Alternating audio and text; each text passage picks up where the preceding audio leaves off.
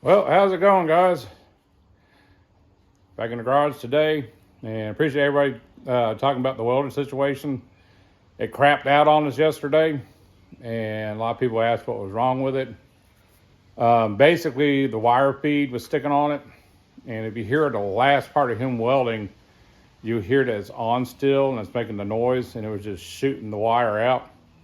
Part of the board has like a relay on it, and I guess the relay is hanging up on it. But it's a cheap Chicago welder. I got it for free. We've had it for years. It's done a lot. So choose no more. We're looking at getting something else. We don't know what type yet. And a couple of y'all asked, well, y'all gonna do a video if you go to the Chinese freight, which is basically everybody joking about Harbor Freight. Hey, you never know. We'll see what happens. You know, I don't need a $2,000, $3,000 machine for what we do here at the house. And but that's kind of what happened with the welder. And today we are doing what? We are prepping the old C103 300C drivetrain. I'm AT. We see these sea hunters. Yeah. But we're getting the oil drain. We're going to separate the engine and trans and get the engine on a stand and then give it a good wash down so that we can hopefully have a cleaner disassembly and start cracking into that thing and seeing if we got to do a complete rebuild, bearings, everything like that, or if there's going to be some that's salvageable. So we'll see what happens with that. And he's not the only one that has issues talking sometime. And but right now we got it sitting on the hoist. Drain the oil out of it. Number one, because we need to drain it anyway. Number two, the rear main seal has a bad leak in it, and when we took it out of the car, it was just like draining all over the place.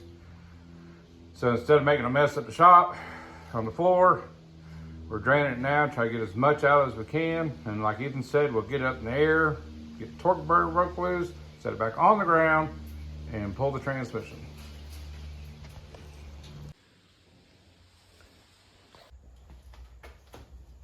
Yeah, she's missing a bolt. Well, it looks like a new starter. Yeah, that's what I was saying. Doesn't look bad at all. Well, Ethan's found something underneath here that might question some stuff, but we'll wait until later when we get the motor or the engine on the engine stand and we get it washed up, and we'll show you what we're talking about.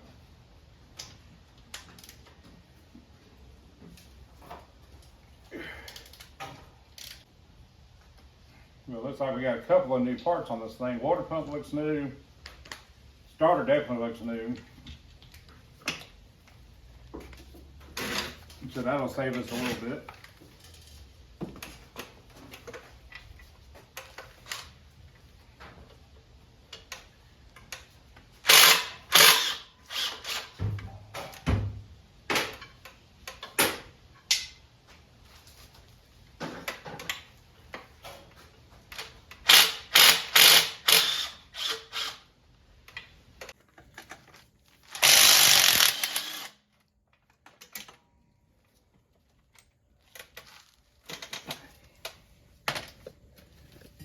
I think I only like one bolt. And then however hard the dowel pins are going to hold on to it. All right.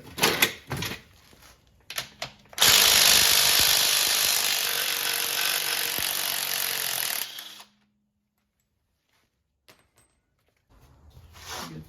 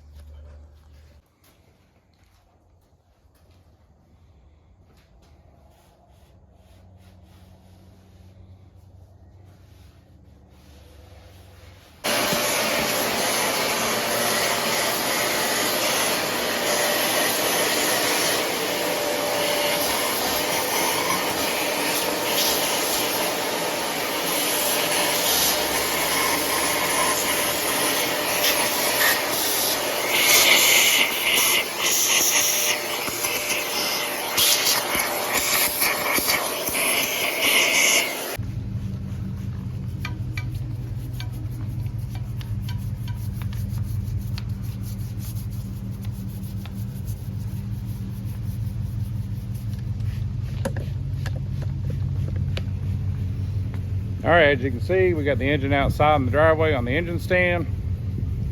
And Ethan's doing some degreasing and doing a little scrubbing on the parts that are really thick.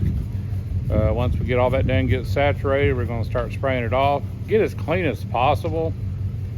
That way we're not making a mess when we're tearing it down. We're not getting all greasy. So we're going to clean her up.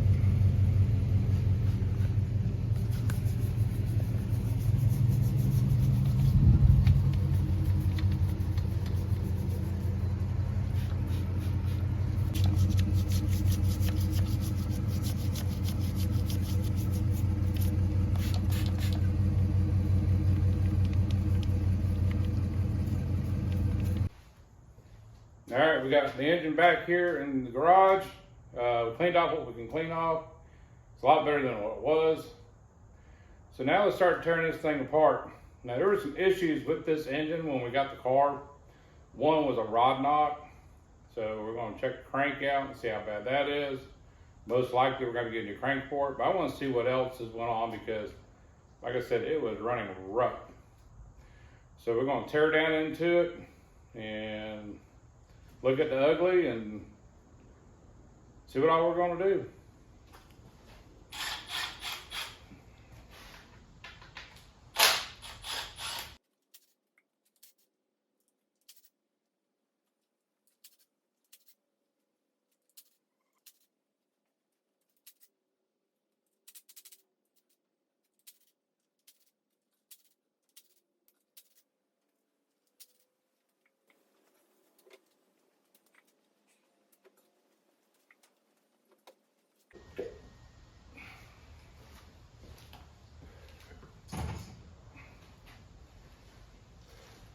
Now, like I said before, this thing was sounding rough. The car itself only had like 145,000 miles on it. But I believe this thing was just ragged to hell and back by the rest of the car underneath. I mean, it was banged up. This thing's been worked on a couple times. So I'm expecting the worst, but at least we know we got a rebuildable block and all the internals are going to be new anyway. But just want to see how bad this thing was abused. Well, I'm actually surprised how clean it is. I took the valve covers off.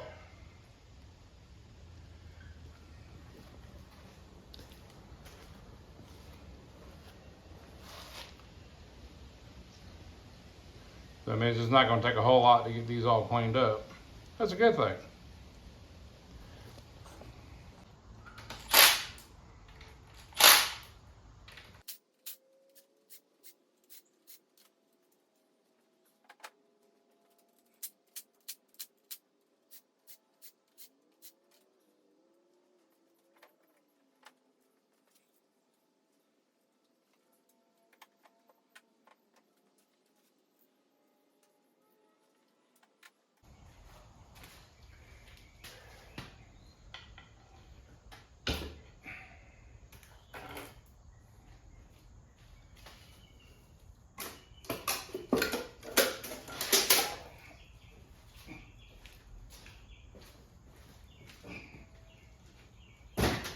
I think I found which one's knocking. When I took it off, it's clean on the edges here, and I put my hand on it, it dropped a little bit. So I believe number 6 is our rod knock, but we'll take the other side off to double check. But I believe that's the one that's knocking on us. It's also got a lot of play in it too. But we don't see anything in the cylinder wall yet. So we'll find out when we get the other head off and flip her and start busting some pistons out.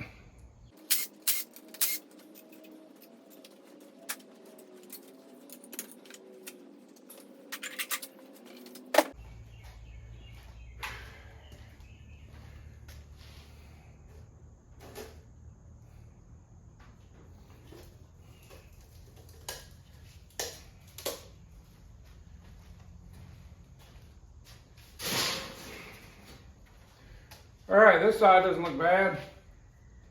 They're all evenly worn. got about the same amount of carbon going across. Not feeling any play. So I think that's where we're gonna find our bad rod bearing. So let me go ahead and get the lifters out, and then we'll get this thing flipped over. Well, I decided to clean one of the pistons off. I want to make sure this hasn't been bored or anything like that. So we got here, there's the arrow. There's no other numbers attached. Usually when there's oversized pistons, something that'd be on there like a 0.50, 0.75, something like that. So these are the stock pistons. So let's continue. I'm going to turn it over now, get the pan off, and start popping them up, look at the cylinder walls. Getting ready to take the bolts out of the oil pan, and I noticed over here, there's a bolt missing. Someone put some silicone there, so I don't know if they broke it off in there or what. And that's cracking an oil pan. So is it from the inside out, or did someone tighten this too tight and it cracked the pan? So we're getting ready to find out.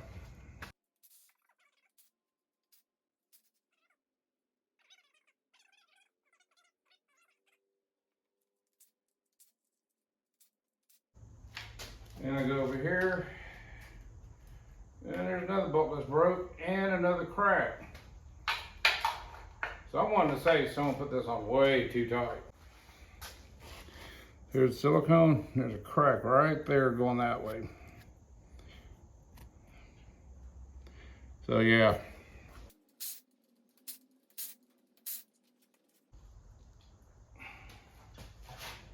And they broke the two off here in the back. Yeah, I got a little bit of metal going on in there.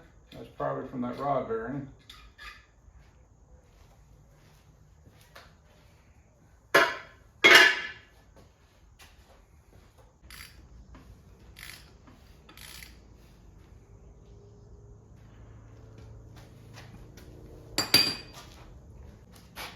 So here's our knock right here.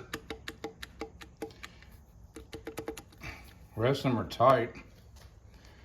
But let's take that one off and see how bad the crank is. So definitely spun the bearing. They're actually on top of each other right now. Let me get this other one off and try to get that one out, and we'll see what the crank looks like. You can tell, I mean, this thing is gone. I mean, I can probably take it to machine shop, they can build it back up, recut it. But I can spend a couple more $100 and just get another crank for it. But looks like I've been hammering there for quite a while, because it's almost flat right here, and man, it just got a big lip all the way around. So yep, definitely gonna put a crank in it. So here's the bearings that came out number 5. You can see where it's starting to get some pitting in it from the bearing next to it. And this is bearing number 6. Nothing left of it. So basically it spun a bearing. And I'm not sure probably what caused it. It was over revving, but I did notice when I was taking it apart that one of the rod bolts were loose. So I don't know if it backed out or what, but the rest of the bearings on here say, on number 5 says standard. So I don't know if somebody went through and just put another set of standard rod bearings in it or what, because like I said, I know it's been buzzed into. But that's where we're at with it. So I'm going to finish tearing this thing down, start making a list together of everything I'm going to need. But other than that, guys, I'm going to call it a day. So you have a good one, a safe one, and we'll see you down the road.